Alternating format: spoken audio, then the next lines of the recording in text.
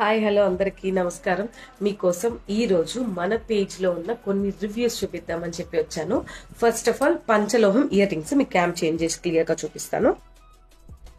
చూడండి ఎంత వండర్ఫుల్ గా ఉందో చూడండి. పంచలోహం ఇయర్ రింగ్స్ పిల్లలకు వస్తుందండి. ఇది చాలా చాలా వండర్ఫుల్ గా వస్తుంది.